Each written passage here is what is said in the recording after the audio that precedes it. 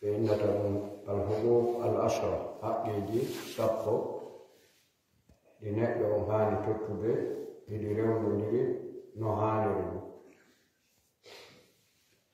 واعبدوا الله ولا تشركوا به شيئا. أرى الله كان حقه ما كوكو نلعب الدين شهابون بإني لأني وألا مري أمور الله ورسوله أعلم بما كذب أني كمرق من كذلك الله سبحانه وتعالى وهي الله ورسوله أعلم وسيدنا لا بماكي حقي الله أمور ويرون هروشيكنا المعيكون كلهم دون كانكو جي أمور وتجدون كذلك كمر دون كالله الله سبحانه وتعالى كذلك لتو يتام شيكنا ولو جاء بقراب الأرض خطايا حيث أرضي وليني تو كان دما بكات أرضي هاتم كوي دوغا كون شركوا على علم الله سبحانه وتعالى وجاء قريب بقرابها مغفرة الله جاء قريب لتو يا بابا يهون أمرا وكيواكي شركنا الله سبحانه وتعالى ولواعبدوا الله ولا تشركوا به شيء haray haqqe Allah on kanko ko on ɗo jon noon fuɗɗo haqqe jiyaɓe ɓe a wurata ɗo e aduna tawa joganaaki hay gooto haqqe ko hombo noon ɓuri mawnude haqqe tawa e hoore ma ko mawɓe maɓe wonɓe sabu woode ɗaɗoɓe ko ɓen ɗon ɓuri mawnude haqqe e hoore ɗum waɗi haray neɗɗanke o watta e hakkil moƴƴi fihi la yanganade mawɓe maɓe na ɗum sonkirantaɓe de bonkol needi e mawɓe muɗum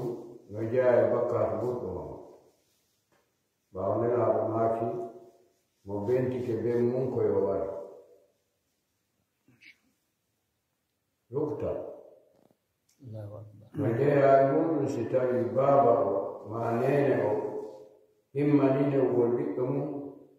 o maayori hen ɓe nangitirta on andi haqqe on mawta haqqe on no tii ko ɗum si Allah subhanahu wa taala wa bil walidayni ihsana hikko ɗum honto siɗɗe ɓe siɗɗo wela yanganade fewɗo kono noon ko fii hon ɗum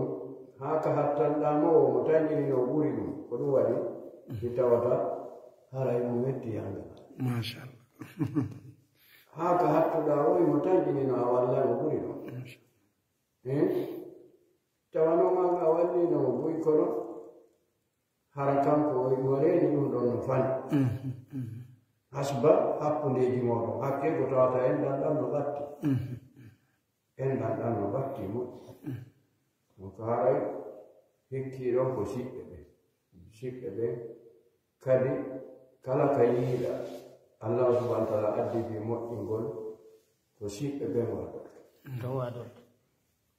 wannon haqqe on ɗon no tekki haqqe on no maw wa bidil qurba haray kadi baraji ɗin ko ɗon ɓuri woodude edi si a diwi a waɗoy yeeso to si a diwi on ɗon a waɗoy yeeso to ko mawni o ko mawni haray kono ko siɗɗo on ɓuri jogade baraji wa bidil qurba hikko ɗum wal yatama alyatimaji so tawi nelaaɗo maako ɓuri moƴƴude e cuuɗi ɗin fof ko suududu alyatimaji woni mum tawi mo dankede cuuɗi ɗin fof ko ɓuri bonde ko suududu alyatimaji woni e mum tawi mo yerbede ɗum tottako haray ɗum ɗon alyatimaji no mari haqqe Allah subhanahu wa taala walaw sha allahu la anatakum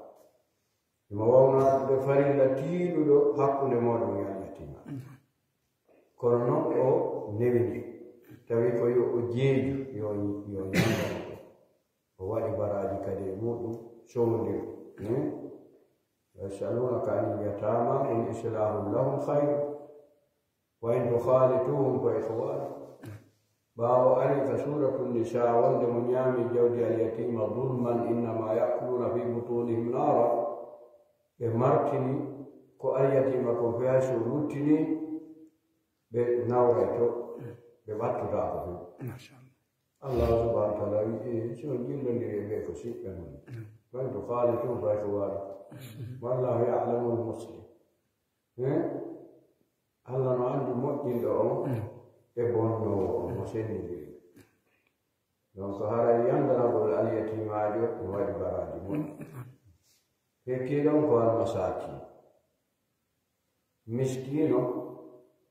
nelaɗo maki wonali miskino yondinorowo mbuɗo e mbuɗi ɗiɗi yondinorowo tamarore e tamaroje ɗiɗi miskino ko marɗo seeɗa kono yonantaɗo mari ɓeygol kono ala timminta on ɗon haray ko miskino on noon fayda leydi men fof ko masaki ila e lamɗo on dow ko miskino tanaɗo o ñamata ko hawta ka yamsimu al amwala o semɗay jawdi ɗin o jonna jeyɓe ɓe ka sa yi tun o ƴetti o wulti o mawɗi ndi annaho miskino masaki yo noon miskino julɗo koye walla so sembini la nahzuluhu en accidatano yaajiji makko so ni arabuɓe no warrayno goɗɗo wara goɗɗo ɓen yaafo inna ko diya on faa diya noon ko geloɗi temedere kono ɓe sendayno ɗum ɗon alal qaba'il ko gori ɗin fof no hikkondirira ɗum kanko o fawete a moyen 40 ma 30 ko lutti kon fof ko ɓeyata ɓe senday versement ji fof adde ɓe yahen ɗo moƴƴintini en faam yo noon diya goɗɗo ko inneteɗo sikkete assurance arano yoɓude goɗɗo ɓe yoɓani hay sappa ɓay par ce que ko nayi temeɗɗe ɗiɗi woni geloɗi temedere sen kalkili ɗo nayi temeɗɗe ɗiɗi coggu mum en tawayna jawdi seeɗa tawayne no dagani yimɓe wara ɗon hendade ɗum ɗon senda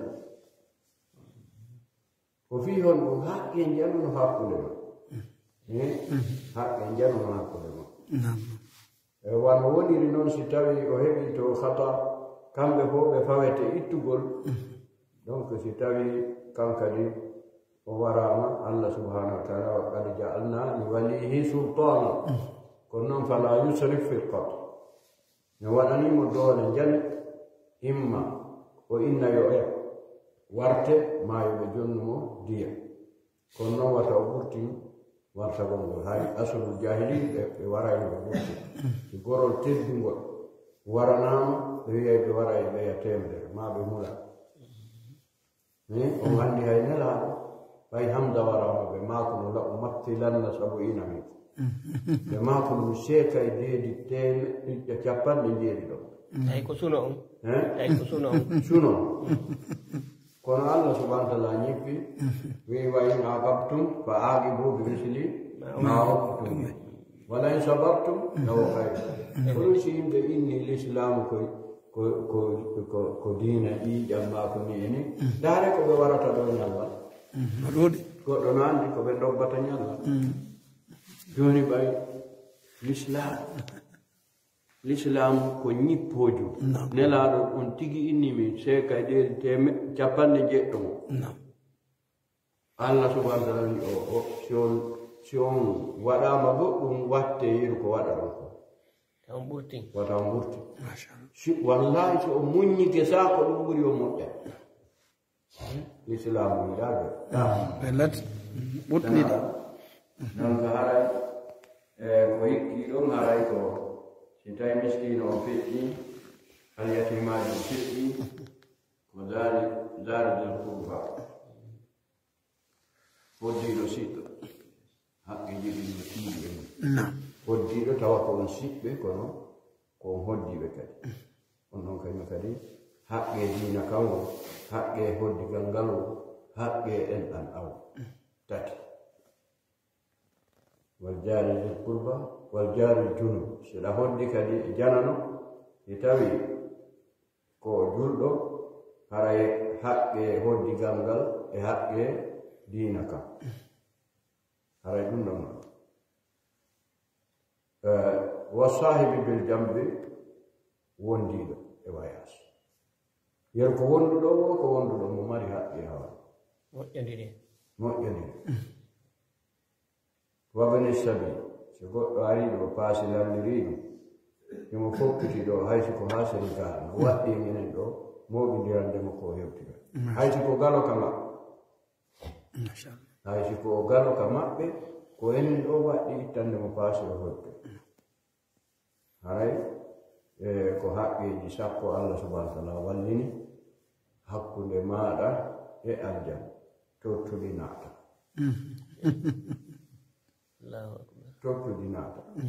a sarini allah sirkanalimo o toñata kono siɗa ñawriɓe siɓɓe ɗo fuu ko rewɗa allah wasimo ɓe ngappitoyi haqqe muɗum joni saare nden suufi ko 1000 francs mara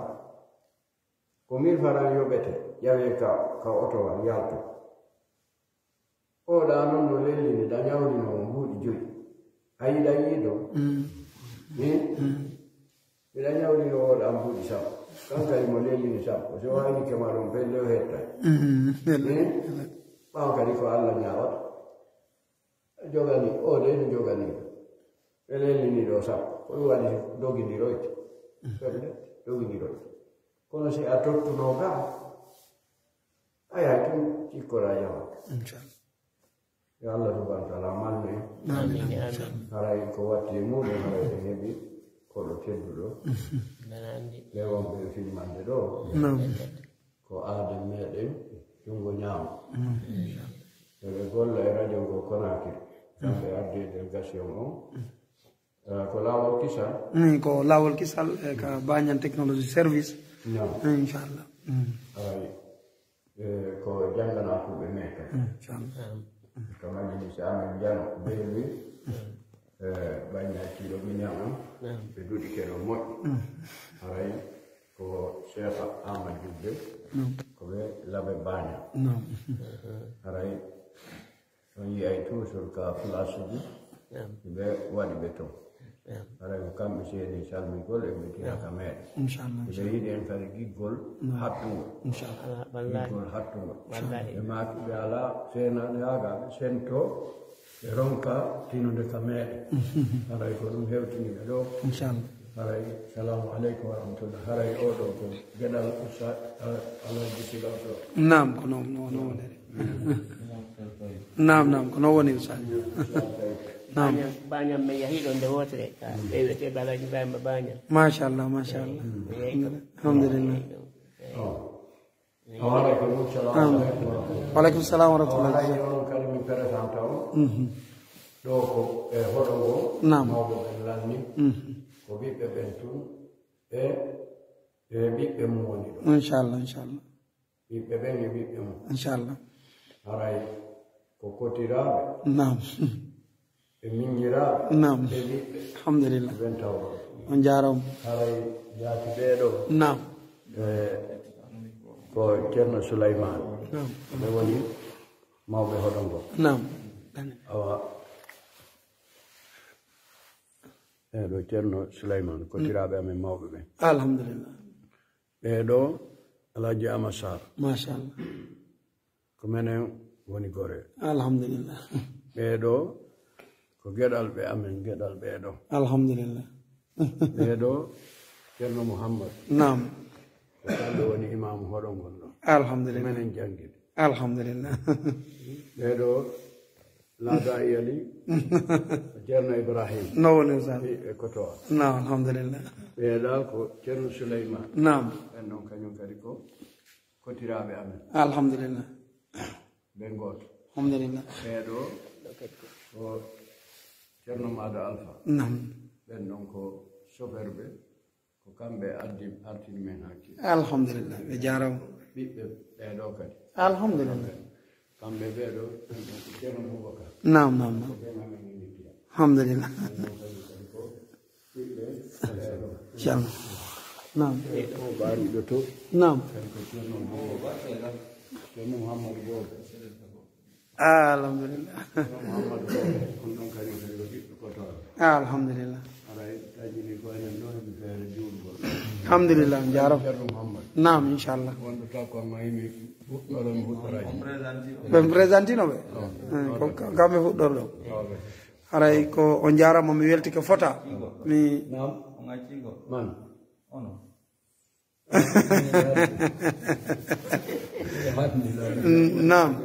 nam haray onon ko min présente taw joni haray musidɓe julɓe tedduɓe teddirɓe kaɗo dina l' islam ka tooliɗo wo ka tooliɗon e oɗo aduna haray hande welo welo gon kadi no ɓurti tiiɗude haray mi neeɓi nande inde dukki haray hande hiɗen dukki ka juulirde ɗo tigiri dukki lewmu nere awa haray gonga Cheikh Ibrahim haray ɗo ko welo welo molanago haray min neeɓi nande no wiye oustaz Ramadan dukki haray ko kamɓe woni ko tooli yeeso men ɗo haray ɓeɗo ko karamokoɓe amen depuis 1993 haray tigi tigi on ko teddugal e moɗon haray noon wano mi inniri on noon oustaz Ramadan haray min on mi humpitino gila 88 hiɓe jannude haray ko ɗon mi faala yoɓe ɓeydu en sifanade histoire seeɗa e ngal ɗo gandal diina ɓayru gila 88 hiɓe jokki ɓe waɗana en ɗum ɗon ɓe nelda en ɗum ɗon fii en ɓurtu faamude ko honno ngal ɗo gandal développeri e ko honno ngal ɗo évoluiri haray min watti ɗum ɗon kadi e sokke mo oustaz salamu aleykum waaleykum salam wa rahmatullah haray no juuti moƴƴi tariha nam ngo hoɗo ɗo nam allah wanno min yeeyi men duɗoyi sénégal alhamdulillah min ardi he tawi fimum anda ka few nam haray ɓe konti mo jangi ɗum ɗo haray jalti diina machallah jonno mawɓe men ɓen no waɗi ta assubu e diina mum kam ha tiiɗi nam ɓe yetama noon adduɓe ɗum wo haray ko yaltuɗum diina machallah ɓe añi men moƴƴi machallah misildaji ɗin fof kala kamen juuloyi tawa ko liddede allahu akbar raɗe allahu akbar yenne boycoté ha men fottani tigi tigi on yaagol juulo e nokkugo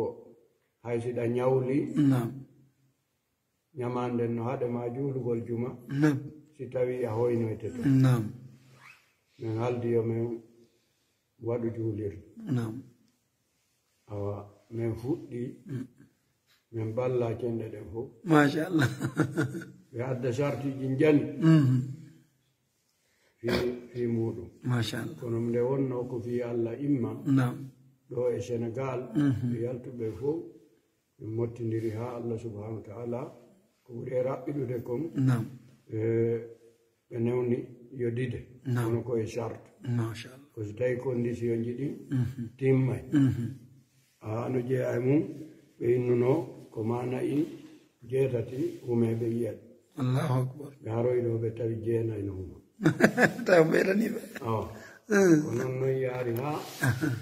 ñande mirabo waɗete nam ɗum ko nde juulirde ɗo nde ɗo alhamdulillah ndeɗa alhamdulillah yasiɗa mi hollaɓe alhamdulillah awa woni ɗon ko ñande Sékou Touré maayi nam mirabo ɗuma dosanga daal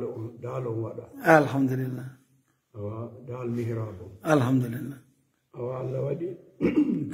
huɗɗita 87 alhamdulillah mbi 87 mi wi Sénégal nam mi hari men tawa udditugol alhamdulillah mbawi udditama on sa mi jippi Conakry alhamdulillah mi tawi Nasru Islam ɓe heeɓi agrément nam 86 min golli toon e nder duuɓi 9 nam meɗen gollude e Nasru Islami alhamdulillah ɗum activité ji maɓɓe ɗin ɗon humpiti seeɗa nawonede awa ɓe toƴƴilam artugol télé labe ga non mi ari labe 95 95 mi ari laɓe alhamdulillah wi ɗum meɗen wonti Fuuta ga alhamdulillah awa Allah waɗuno menen ɗo karam ko Muhammadou ɓeeɗo nam Alhaji Amad Sarr nam e ɓe kotiraɓe amen ɗo nam tigi tigi on ɓe tinɗon ɗo e ɓe on tinali woɓɓe buy fatike nam alhamdulillah Allah fewna e yaafoɓe inchallah min fof min cati tawi on sayi tirre no woodi kadi wakkila nam Allah subhanahu wa taala jaɓini hoɗo ngon fof nde wootere alhamdulillah tawi luural alaga alhamdulillah awa ko ɗum woni ɗo nam jarama raɓɓindini tun jarama fota wi on no juuti mo inchallah kono toujours mi yiltita on seeɗa ka 88 to haray mi humpitino wondema hari hiɗo janna honno e nder Madina on ɗa honno tajwide nam sifane en ɗon kadi seeɗa awa ɗon kadi ko nasul islami nam taw hari men hocci e muɗum seeɗa Sénégal to nam tawi noon ɗum alaga few nam so yahama dartugol wayno Faysal maka Pale nam fayɓe itte Fuuta ga yahata hono hunjinde fof kono tawa tajwide ala nam ɓe kala ɓe telen ɗon awa ñande goo defte meɗen addana defte telen carton 50 nam Allah waɗi ɓe wattori toon deftere tajwide wano hari men hocci ɗum seeɗa min ni ɗeya fof yoɓe sendu min mi jetti nde ɗo ha joni Ousamama Diallo kamen yiide wo so wattani addi deftere amen min na sendon carton 54 min mi ƴetta wotere wiyon hunde kaari Allah on faami ko noon min yehi tawi Oustaz Tafsir Bari no jannayno ko dicsin kay kolji ɗo nam minen kadi min heɓi ɗon ñalande nam ko jannoto kamen jannata inchallah min fuɗɗorini tajwide alhamdulillah jama on nooti moƴƴino alhamdulillah gandema cheikh julde ɓe wonnoɓe ɓe inta fondateur nam cheikh julde fondateur machallah tokoran tokoran en ɗon fof Allah waɗi yimɓe fof nooti nam on say min yimmi ɗon min yehi ka Siggi Madina nam ko ɗon mi ɓuri jannude alhamdulillah ɗo ɗon noon ko en 88 88 alhamdulillah yeru komi woni toon kon fof mi accirno kadi e siraɓe am e Burwal Tappa nam Alhaji Alpha machallah kami yawno Konakiri ɓen ɗon teppere ko sentamen ko waala ko ɓeyni mi janga e deftere Allah nde e jungo alhamdulillah mi fiiniri ɓe tajwid laabi ɗiɗi ɓe jangi kadi ahkamuji ɗin ɗon ko kamɓe mi acciri ngal duɗal ha joni ɓe jannude alhamdulillah ha joni ɓe jannude tajwid machallah honto ɓe woni heɓe jangude e diction ha joni ɓe hettino diction kadi alhamdulillah joni artan en kadi ka duɗal belwi duɗal belwi nam ko aaden goto no wiye Alaji Sunon nam ko menen hoddi takko ɗo nam yimen fuɗɗi jangude tawi mo jangude noon nokkugo o inni yomin fiinumo ɗon seeɗa nam tawi kadi mawɓe amen ɓe dongol ɗo ɓe yiɗi jangude almakamatul hariri nam ɓe aray ɓe aristira nam ɓe winda kadi ko Alhaji Billo dongol nam min jangi ɗon ha ɓeydori seeɗa nam ɓeydori seeɗa nam wandi ko Alhaji Ibrahima Ley Boral addunomi ka école hari ɓe janna ɗon jemma nam ko yonden piyoto men woni nam Alhaji Ibrahima Boral nam ɓe fati ɓe neɓani nam ko noon harɓe makanime inchallah ko kamɓe addimi beelwi nam woni saabu mi ari nam tawi noon mi jannay ka école ji jemma nam awa ɓeeɗa noon inni yo men kadi wargol tafsir e janngugol defte alhamdulillah kono ngal ɗon fuɗɗora nam 88 alhamdulillah on sayi Cheikh Ousmane mo jibina alhamdulillah on ɗon ko ɗo jibina nam Cheikh Ousmane momon on ɗon no hontoni on ɗon Arabie Saoudite alhamdulillah wadde toon master alhamdulillah on ɗon alhamdulillah awa ko ni men fuɗɗori ngal ɗon duɗal Allah waɗi ngal évolue moƴƴi nam jama buy duɗi keɗo nam no woni ha joni ngal ha joni ngal gollude joni ko janganakuɓe ɓen jogitingal nam no ha joni nam wernunoɓe ɗon ɓen rahimahullah haji ibrahim ɓen noon ɓe feƴƴini nawoni yo allah subahana taala yurminɓe kono ɓeygure nden kañum kadi wonno ɓe faami ɓe jaɓa alduɗal ngal ɗano nawoni jaɓaali ha hande ngal gollude ha hande ngal gollude woni kono akiri toon nam miɗo mari duuɗe 6 alhamdulillah nder ñalla nam honto yonto ari lam mari madine nam ko juulirde madina jande ɗum nam min alaji paate en jannidayno ɗum machallah ko karon ko amadou koto am nam kamɓe sinci ɗon alhamdulillah awa ami jogii ngal ɗon awɓe senike algérie ko digi ɗum fayda ittilam dakar alhamdulillah ɓe maaki ɓe jogii jannganakuɓe towuɓe arayno foti mi ara nam